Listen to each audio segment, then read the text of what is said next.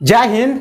आपके अपने channel new study 24 के ब्रह्मास्त्र सीरीज में आज हम आपको गुप्त वंश और गुप्त वंश का पतन कैसे हुआ इसके बारे में गाइड वीडियो में एक्सप्लेन करेंगे और आपको बताएंगे कि बीपीएससी, दरोगा एंड अदर कंपटीशन में ये टॉपिक कितना महत्वपूर्ण है, कि इस टॉपिक से क्या पढ़ना चाहिए, क्यों पढ़ना चाहिए और कैसे पढ़ना चाहिए।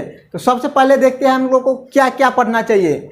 यदि गुप्त वंश से देखें तो गुप्त वंश से जो पढ़ना चाहिए वो है गुप्त वंश के क्रम, गुप्त वंश के जो प्रमुख शासक थे उस शासक का उपनाम क्या क्या दिए गए ये देखिए। इसके बाद आप इसे ये से भी समझिए कि गुप्त वंश के जो प्रमुख शासक थे वो कौन से काम करने की वजह से उसे क्या उपनाम दिया गया और प्रमुख काम क्या थे। उस टाइम में राजस्व दर क्या था, भूमि कर का दर क्या था और भूमि कर के अलावा उसकी प्रशासनिक स्थिति कैसा था, इसके बारे में भी क्वेश्चन यहाँ से पूछ लेता है।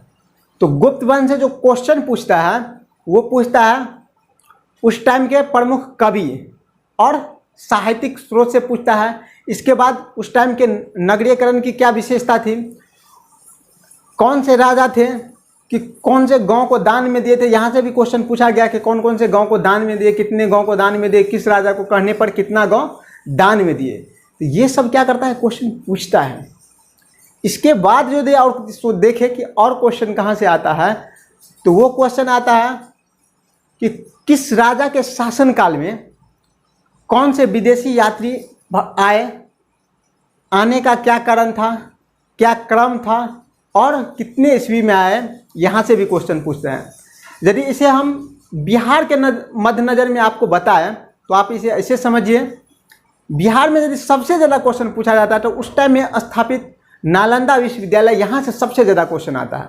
तो नालंदा विश्वविद्यालय का आप पूरा बायोग्राफी जानिए कि नालंदा विश्वविद्यालय का स्थापना कब हुआ, उनके स्थापना किस राजा के टाइम में हुआ, उसके स्थापना होने के बाद वहाँ क्या चीज़ का ज्ञान मिलता था, क्योंकि विश्वविद्यालय है तो विश्वविद्यालय में ज्ञान तो मिलता होगा ना, तो क्या चीज़ का ज्ञान मिल रहा था ये समझिए।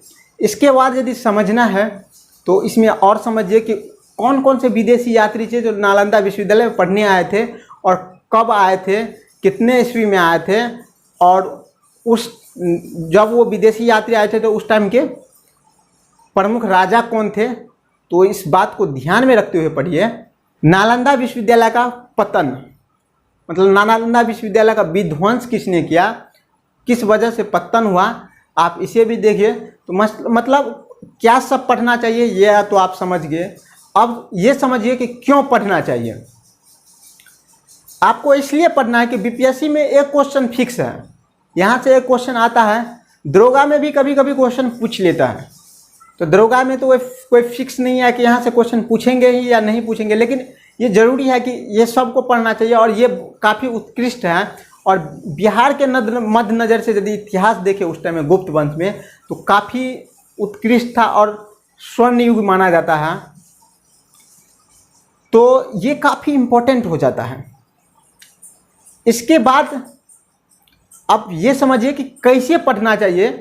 तो आप इसे पढ़ने के लिए आपके पास यदि एक ऑथेंटिक बुक है, जैसे आप बीपीएससी की तैयारी कर रहे हैं तो एनसीईआरटी बुक, यदि आप दरोगा या अदर कंपटीशन का तैयारी कर रहे हैं तो उसके लिए आपको लुसेंट के अलावा आपको एसपीडी है तो आप वहाँ से पढ़ लीजिए और वहाँ से राजा की क्रम, ये जितना भी टॉपिक हम बता रहे हैं वो सब टॉपिक को याद रखिए। बहुत बार ये होता है ना कि आपको क्वेश्चन आते रहता है लेकिन कंसेप्ट क्लियर नहीं होने की वजह से एग्जाम हॉल में गलती करके आ जाता है। वो अक्सर होता है, वो यही होता है कि आप प्रॉपर समझ नहीं पाते कि इसमें हमको क्या सब पढ़ना है।